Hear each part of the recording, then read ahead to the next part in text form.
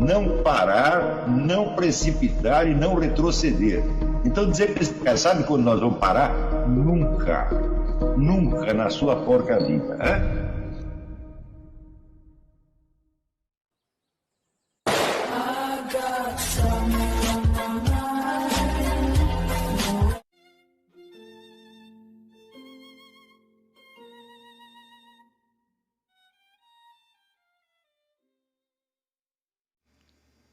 E aí pessoal, tranquilo?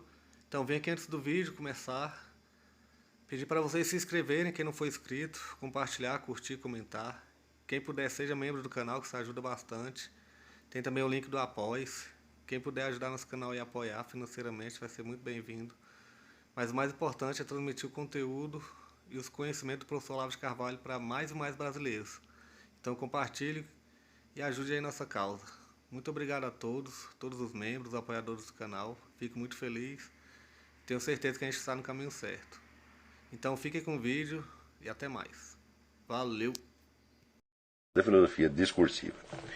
O que ele quer dizer com filosofia intuitiva? Quer dizer, aquela filosofia que apreende a natureza simbólica dos escritos que foram legados pelos filósofos antigamente. Note bem que ele inclui entre os filósofos os profetas, especialmente os profetas legisladores como Moisés. Tá certo?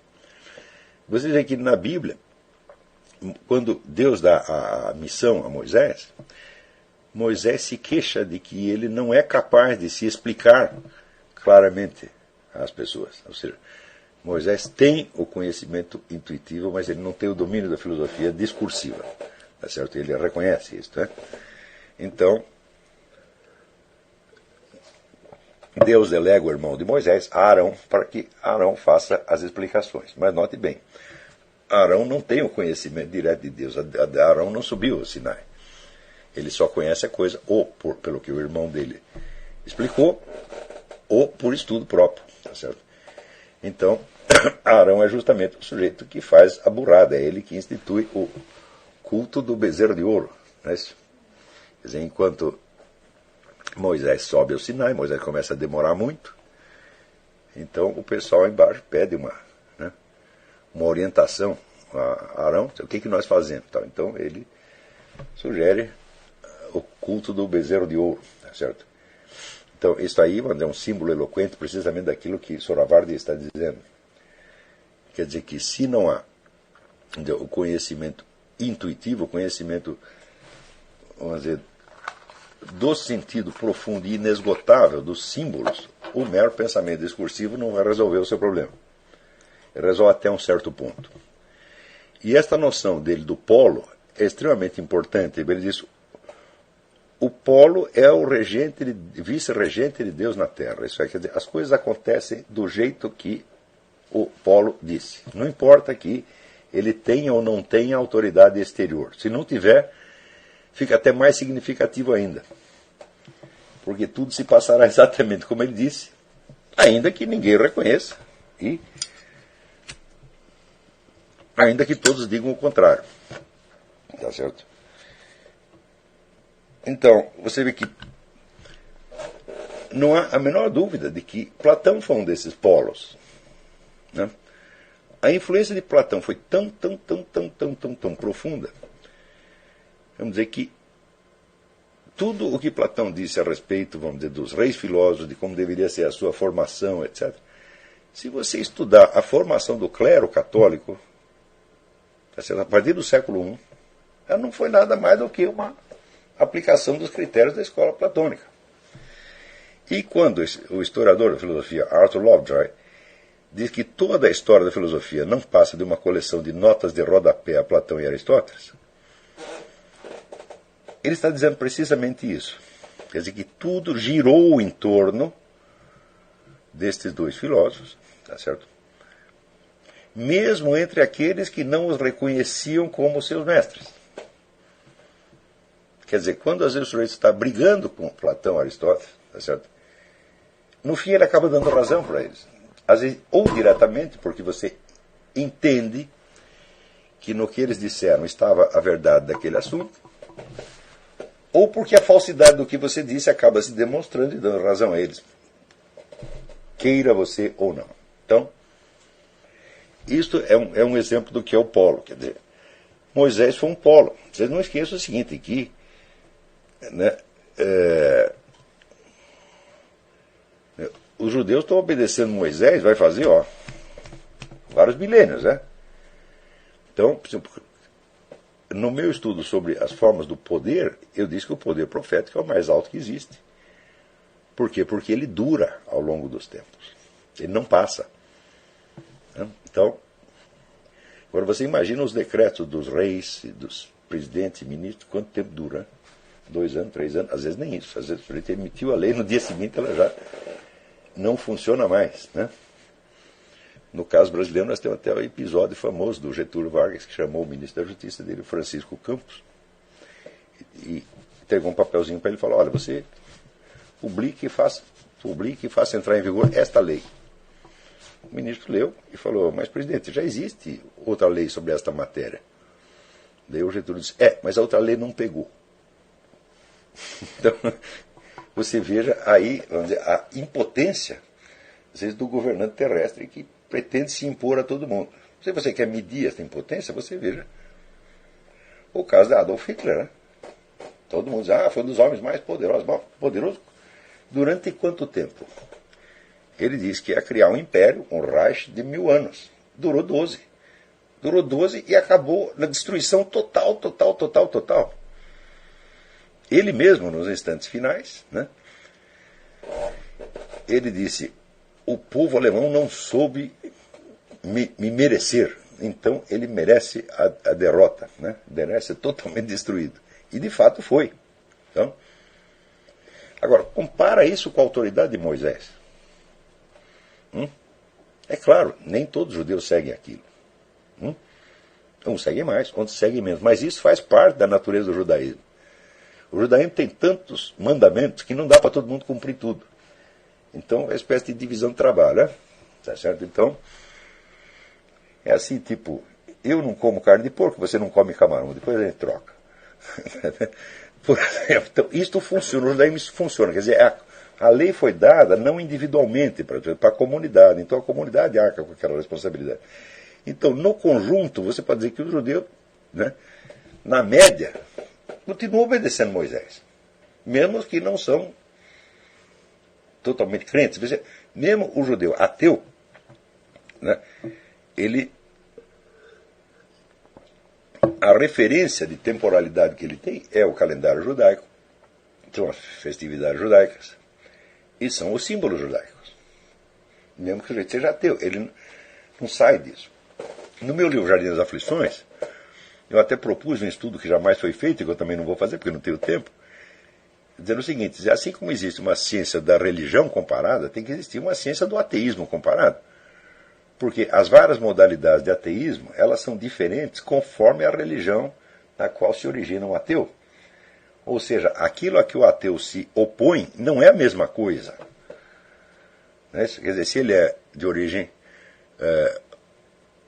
católica, ortodoxa, ou protestante, ou judaica, ou hinduísta, tá certo? O ateísmo dele vai ser diferente. E este, vamos dizer, é um elemento que cria enormes confusões no mundo contemporâneo. Está entendendo? Então você vê uma coisa característica, por exemplo, o ateísmo de origem protestante, ele é eminentemente evolucionista e naturalista. Mas o ateísmo de origem judaica não liga tanto para isso. É um ateísmo revolucionário, é o ateísmo de Karl Marx e Trotsky e outros. Isto quer dizer que o ateu de origem protestante, ele está se opondo eminentemente a uma certa versão da estrutura do cosmos. Tá certo? Enquanto do cosmos físico, né? Ao passo que o judeu de origem protestante, ele está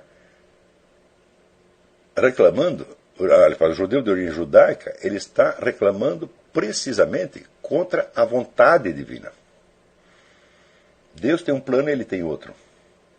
Quer dizer, a maneira das pessoas se oporem a Deus é completamente diferente. Eu insisto, esse estudo é extremamente importante. Tá certo? E ele, evidentemente, requer uma pessoa preparada no campo da religião comparada, que já é um tremendo abacaxi, tá certo? E, ao mesmo tempo, preparado na história dos movimentos revolucionários ateísticos. Né? Se algum de vocês tiver interesse em fazer esse estudo a longo prazo, vai levar uns 10 anos. Mas é uma sugestão de um tema absolutamente maravilhoso. Né? Então, isto aí dará para vocês uma ideia do que é, então, o poder profético. O poder profético é aquele que dura enormemente para além do prazo de vida do próprio portador dessa autoridade. Quer dizer, Moisés está morto há quanto tempo? E os caras continuam obedecendo. Né? Então, isso também é da natureza do poder profético, do poder espiritual, do poder intelectual, que ele não é, que ele raramente é um poder exercido pessoalmente e diretamente pelo seu portador. Ele é um poder que se propaga na história e que perdura na história.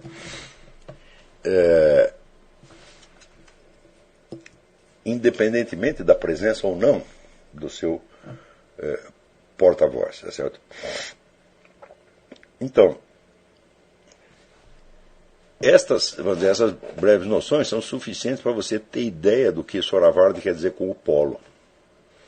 Quer dizer, o polo é aquele indivíduo cujas palavras abrangem o horizonte inteiro das possibilidades de uma época ou de várias épocas para dentro, sem que nada de substantivo aconteça, a não ser o que está demarcado ali. Isso quer dizer que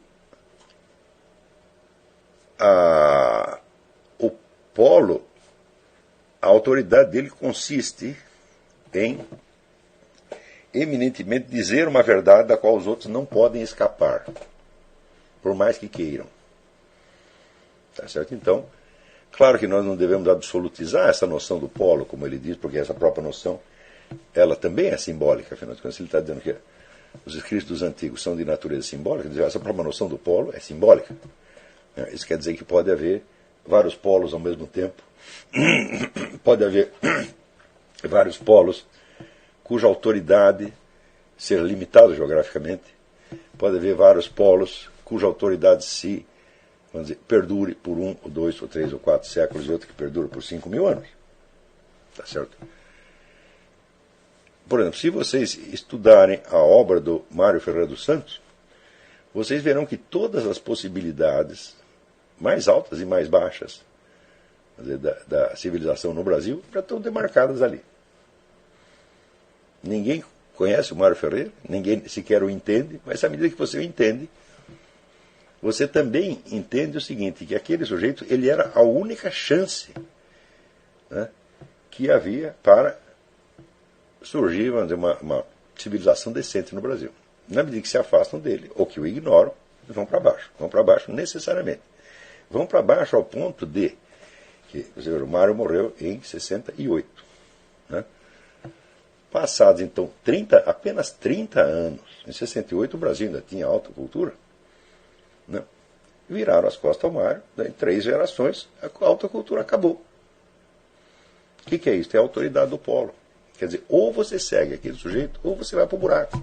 Não tem outra.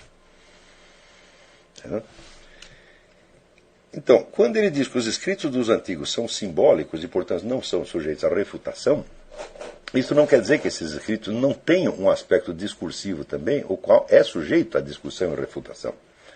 Porém, é sujeito à discussão e refutação só depois que você apreendeu o sentido simbólico. Por exemplo, uma vez eu estava conversando com meu amigo Antônio Donato, e ele disse o seguinte, olha, ninguém entende Santo Tomás de Aquino. Por quê? As pessoas só veem teses individuais e discutem aquelas teses. Mas se você lê e relê o pensamento de Santo Tomás de Aquino, você lê ali a Suma Teológica, a Suma contra os Gentios, etc., você acaba percebendo que aquilo tem uma estrutura igual a de uma catedral, que aquilo, portanto, é uma obra de arte e um objeto de contemplação. Então não foi escrito só para você concordar ou discordar com esta ou aquela tese, mas para você, olhando a estrutura do conjunto, você terá abertura para o mundo divino que aquela estrutura simboliza, exatamente como uma catedral. Né? E, veja, a minha formação é completamente diferente do Antônio Donato. Não é isso? As nossas vidas, vocações completamente diferentes, mas naquele momento nós concordamos, falamos, mas é este mesmo o problema. E ninguém entende, porque querem ter um entendimento discursivo direto. Sumiu. Querem ter um entendimento discursivo direto. E o que não é possível se você não captar a forma do conjunto e a sua força simbólica.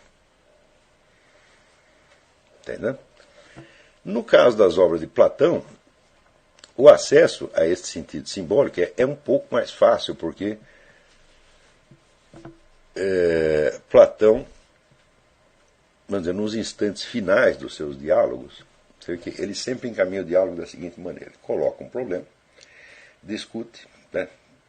Sócrates coloca em discussão as ideias correntes, destrói várias dessas ideias, e quando as pessoas perguntam para ele, mas se não é do jeito que nós estamos dizendo, como é então? Como é que Sócrates responde? Contando um mito. Ou seja, ele está dizendo que grande parte da atividade filosófica dele é uma atividade discursiva, feita não para expor a verdade, mas para refutar o erro. E que a expressão direta da verdade é uma coisa eminentemente problemática. Tá certo? Então que é mais fácil você aludir à verdade sob forma simbólica do que você declará-la com, vamos dizer, com todas as letras. Dito de outro modo, ele está dizendo que só uma linguagem divina pode expressar a verdade. A linguagem humana pode apenas aludir a esta verdade, de tal modo que as pessoas, através desse símbolo, apreendam a verdade, que elas próprias em seguida não vão poder também expressar completamente. Isso não quer dizer, ele não está se referindo ao fracasso total da linguagem humana. Não, a linguagem humana é suficiente para fazer isso, e isso já é muito. Né? E ele também está advertindo que toda discussão filosófica, só existe discussão filosófica válida de dois gêneros. Uma que é feita para refutar erros discursivos no próprio plano discursivo, dando por pressuposto que essas ideias que foram expostas discursivamente não têm uma profundidade simbólica a ser desencavada. E a segunda modalidade de pensamento filosófico legítimo é aquela, vamos dizer, que ou se expõe em forma simbólica, ou se expõe em forma discursiva, porém tendo em vista, vamos dizer, uma experiência já vivida do sentido simbólico. Ou seja, por exemplo, se você quero aqui discutir Santo Tomás de Aquino, então é o seguinte, você vai ler essa coisa e ler uma vez, duas vezes, três vezes, 10, até que você pegue a forma do conjunto e consiga contemplá-la como obra de arte sacra. Aí você entende o que Santo Tomás de Aquino está querendo dizer. Né? A partir daí, você pode fazer a conversão dos símbolos em outras tantas teses discursivas. Quer dizer, discursiva quer dizer aquilo que está exposto em sentido literal, numa linguagem literal, tá certo? Sujeita, portanto, vamos dizer, a análise crítica. O símbolo em si mesmo não é criticável e não é refutável. Por quê? Já dizia a grande filósofa americana, a maior pensadora americana de todos os tempos, Susan K. Langer. Ela dizia, o símbolo é uma matriz de intelecções. As intelecções, por sua vez, podem ser expressas em linguagem discursiva, mas o símbolo não. E mais ainda, ela diz intelecções no plural. Isso quer dizer que de um mesmo símbolo você extrai muitos conteúdos discursivos diferentes e que são válidos em diferentes níveis, em diferentes intensidades, por assim dizer. Isso quer dizer que você tem que pegar primeiro, você tem que ter o impacto da experiência simbólica, dali você vai tirar multidão de conclusões que expressam, vamos dizer, uma parte do potencial, por assim dizer, hormonal daquele símbolo. O símbolo é um hormônio da inteligência. E desta força, desta energia que o símbolo lhe deu, você vai tirar várias conclusões discursivas que elas sim podem ser criticadas e analisadas no próprio nível discursivo. Então, vamos dizer, isso é uma aplicação elementar que a maior parte dos estudiosos não toma. Quer dizer,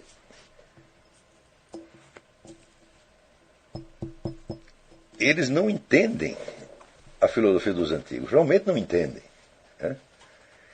Eles leem Aristóteles como se Aristóteles estivesse fazendo uma tese de mestrado hoje. Entendeu? Tese de mestrado que vai ser examinada pelo peer review, quer dizer, outras pessoas do mesmo QI 12 igual do autor examinarão aquilo que ele disse e discutirão aquilo, né, e chegarão a um consenso. Né? Você lendo Platão assim, você pode chegar a conclusões, Platão, Aristóteles assim, você pode chegar a conclusões terrivelmente desastrosas. Mesmo que você seja um grande filósofo. Isso quer dizer que grandes filósofos podem cometer esse erro. Né?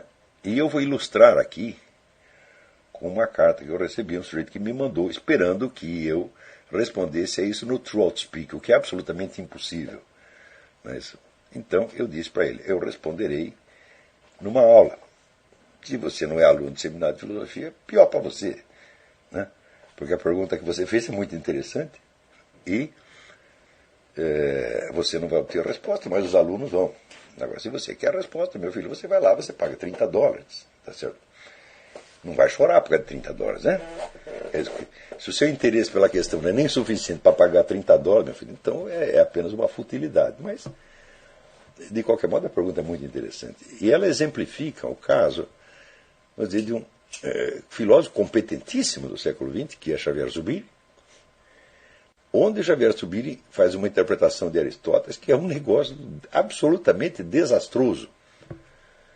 Porque está discutindo uma tese de Aristóteles antes de tê-la captado no nível simbólico. Ou seja, ela pega no nível discursivo somente, e daí começa a discutir. Quando você faz isso, você pode ter certeza que você não está discutindo o que Aristóteles disse, mas apenas o que você entendeu daquilo, o que é sempre menos do que ele quis dizer. Note bem, como é que eu puxei de dentro de Aristóteles a teoria dos 4 discursos? Eu acho que, vamos dizer, essa interpretação que eu fiz de Aristóteles, ela é absolutamente irrefutável. Por quê? Eu disse, se Aristóteles escreveu um livro sobre a poética, outro sobre a retórica, outro sobre a dialética e vários sobre o que ele chama de analítica, que chamamos de lógica hoje, e se nós encontramos nesses 4 livros certos princípios comuns, então é porque implicitamente Aristóteles tinha uma teoria geral do discurso, mesmo que ele não tenha expressado. Isso me parece supremamente óbvio, né? O sujeito não pode escrever 4 livros, na verdade são mais, mas vamos dizer, 4 tipos de livros, né? Sobre assuntos que têm uma correlação entre si, e usando princípios mais ou menos comuns, sem que ele tenha meditado sobre o conjunto que ele está dizendo. Então, quer dizer, Aristóteles não tem só uma teoria da poética, uma teoria da retórica, uma teoria da dialética, uma teoria da lógica, mas ele tem uma teoria geral do discurso. E nós, analisando as premissas que ele utiliza para falar dessas várias modalidades de discurso, nós desencavamos o quê? A teoria geral do discurso que estava na cabeça de Aristóteles. Isso é uma coisa tão óbvia que eu fico espantado que ninguém ao longo do tempo tenha percebido. Agora, 2 perceberam, Santo Tomás de Aquino percebeu, a Avicena percebeu, mas ninguém ligou. Então, notem que essa teoria geral do discurso ela está subentendida não só no conteúdo lógico do que Aristóteles diz sobre os vários gêneros de discurso, mas na forma integral que está por trás dessas teorias. Como exatamente a forma da catedral está subentendida, vamos dizer, no edifício inteiro da Suma Teológica de Santo Tomás de Aquino. Então, isso quer dizer que a teoria geral do discurso em Aristóteles, ela pode ser condensada, ela é um símbolo. E como ela é um símbolo, ela pode ser condensada em inumeráveis símbolos análogos. Então, note bem, até esta parte eu lecionei, mas eu não publiquei no livro. Mas tem apostilas velhas que vão dizer isso.